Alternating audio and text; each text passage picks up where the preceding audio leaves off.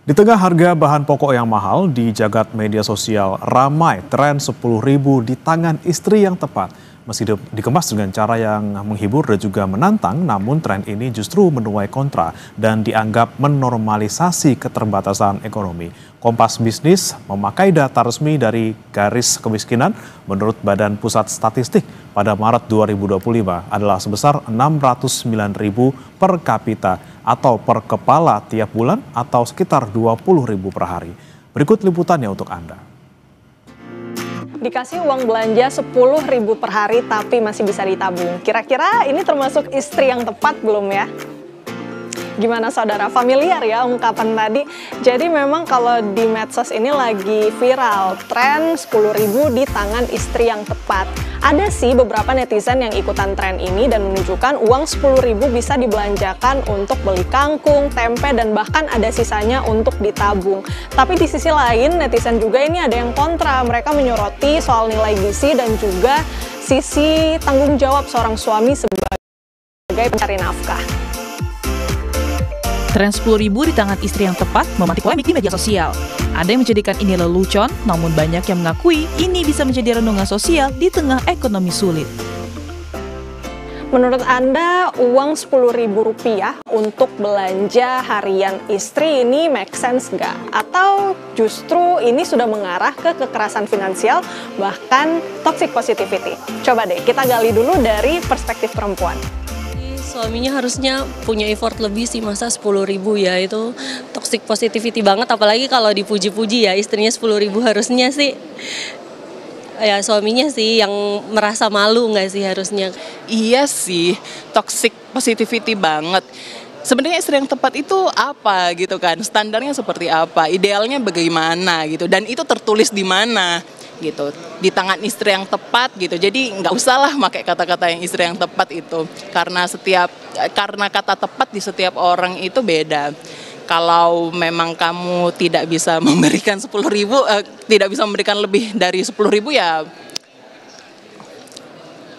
kayaknya kamu bukan orang yang tepat. Gitu aja. Nah itu dia kalau dari sisi perempuan. Gimana kalau perspektif laki-laki? Kira-kira Rp10.000 ini cukup gak sih untuk belanja istri sehari? Sebagai suami yang baik itu harus mencoba segala kebutuhan istri. Kalau 10.000 untuk satu hari masak, kalau sebagai anak kos atau anak kuliah sekolah itu masih bisa untuk satu orang untuk beli nasi bungkus. Tapi kalau untuk istri sekeluarga, beras pun sekarang 1 kilo 15.000 ya yang bagus ya. Kalau untuk 10.000 mungkin hanya bisa beli minyak pun itu nggak sampai 1 liter ya. Jadi menurut saya itu merupakan kekerasan finansial sih sebagai suami kepada istri. Impossible. Kalau istri bisa hemat tuh salah satunya kekerasan sih. Kalau sebagai suami harusnya semuanya kebutuhan istri bisa dicukupi, karena menurut saya tuh uang istri itu ya uang istri, kalau uang suami itu juga uang istri. Kalau kita tarik dari data BPS saudara, Garis Kemiskinan Nasional per Maret 2025 itu sebesar 609.160 per kapita per bulan. Jadi kalau dihitung pengeluaran hariannya itu sekitar 20.305 per kapita per hari. Jika pengeluaran seseorang atau rumah tangga ini berada di bawah nilai Garis Kemiskinan Nasional, maka seseorang atau rumah tangga itu bisa dikategorikan miskin. Lama-lama saya jadi overthinking nih saudara, jangan-jangan tren ini sebenarnya menunjukkan permasalahan struktural yang lebih besar, yakni betapa kerasnya masyarakat ini mencoba untuk menahan konsumsi mereka, sampai-sampai harus mengorbankan kesehatan dan keharmonisan keluarga. Renata Panggalo, Bodia Vimala, Kompas TV, Jakarta. Fenomena konten media sosial bertajuk uang 10.000 di istri yang tepat menuai pro dan kontra. Meski dikemas dengan cara yang menghibur dan juga menantang, namun sebenarnya apakah tren menjadi fenomena kekerasan finansial atau dikenal dengan financial abuse? Kita tanyakan kepada perencana keuangan sekaligus CEO Zap Finance, Prita Gozi. Selamat pagi Mbak Prita. Selamat pagi.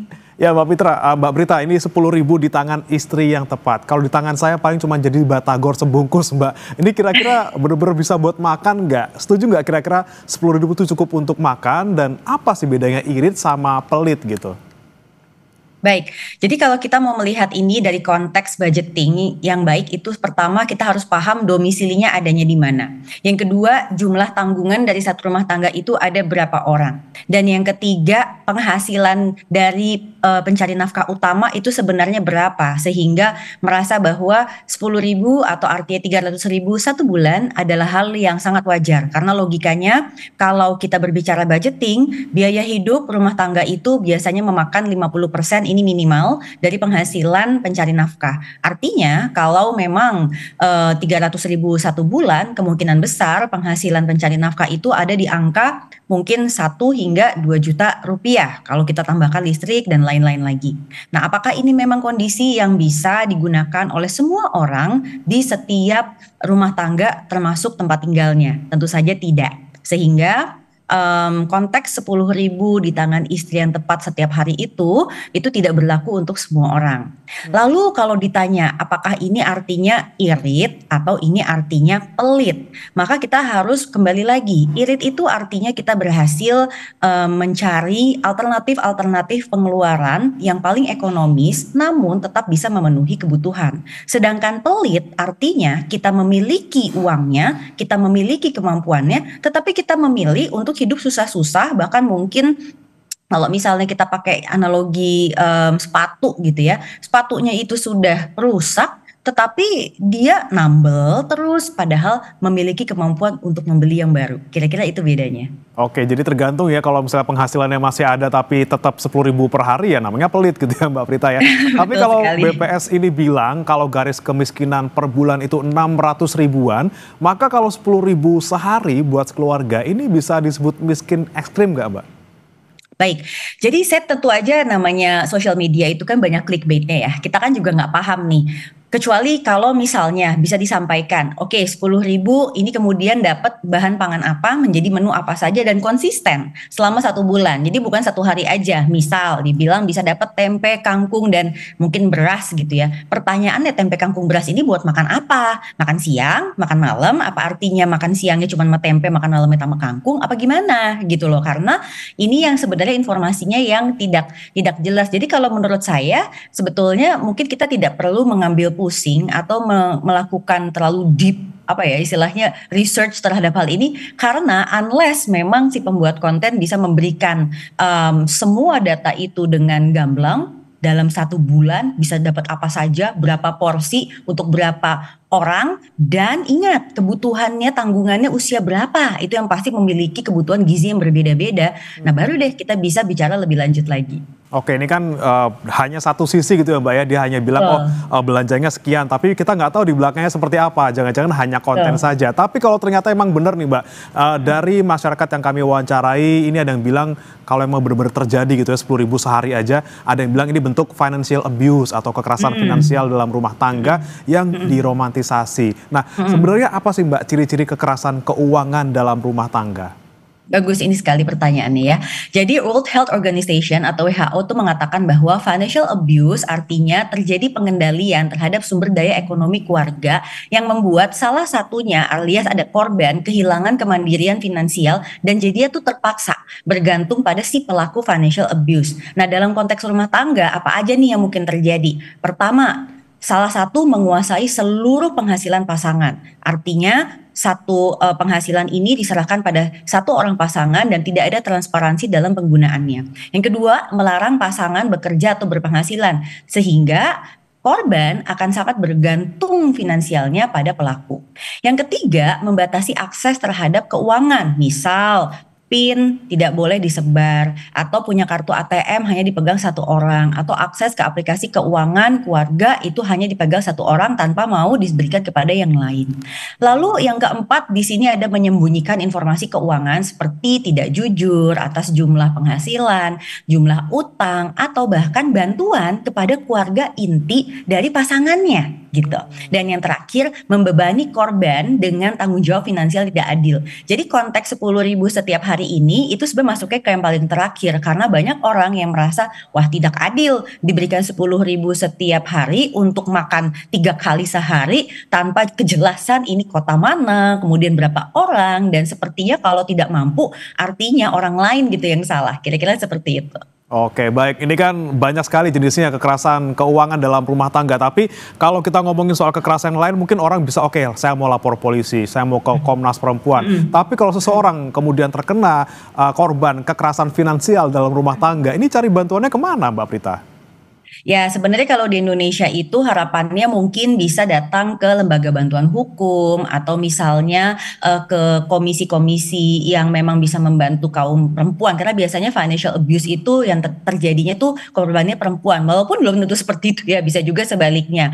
Kemudian juga mungkin kalau di kota-kota tempat kita tinggal ada bantuan psikolog atau Women's Crisis Center. Nah, mungkin kita bisa bercerita ke situ. Karena kalau Anda hanya bercerita misalnya ke tetangga yang tidak memiliki kemampuan untuk bisa memberikan keahlian nasihat yang memang mumpuni, itu malah bahaya, malah bisa jadi mungkin gibah atau aib rumah tangga malah kebongkar kemana-mana.